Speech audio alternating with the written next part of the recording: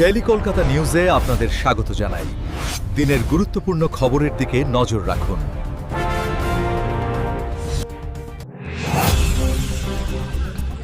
আমি একটু প্রচারে এসে চপ ভাবছি, কারণ কি আমাদের মুখ্যমন্ত্রী তো বলেইছেন সব সিঙ্গারা ভাজতে, তেলে ভাজা, মুড়ি, চা, এটাই তো ইন্ডাস্ট্রি। এখন আমাদের যুব সমাজ বলেছেন চাকরি নিয়ে তো কি আছে, বউকে বলো আজকে সে চা বানিয়ে দিতে, ঘুগনি আর চপ নিয়ে রাস্তায় বেরিয়ে পড়ে।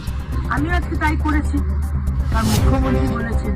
আমার একটাই প্রশ্ন, মমতা ব্যানার্জি আপনার বাড়ির ছেলেমেয়েরা তারাও কি এইভাবে চপ ভেজে, ঘুগনি বানিয়ে, ঝালমুড়ি বানিয়ে, চা বিক্রি করে এভাবেই কি আপনারা এত কোটিপতি হয়েছে?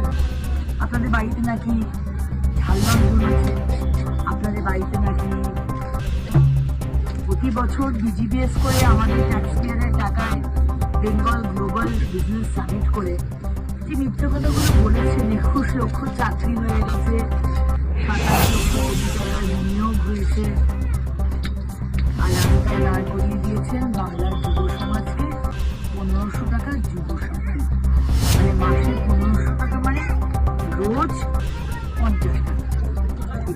এখানে নামিয়ে দিয়েছেন আজকে কবিগুরু রবীন্দ্রনাথ ঠাকুরের পশ্চিমবঙ্গ, বঙ্কিমচন্দ্র, ঈশ্বরচন্দ্র বিদ্যাসাগর, রাজা রামমোহনের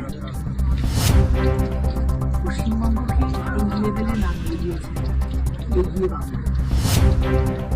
চ্যানেলের আরও খবর দেখতে চ্যানেলটিকে লাইক করুন, সাবস্ক্রাইব করুন আর কমেন্ট করে আপনাদের মূল্যবান মতামত দিন।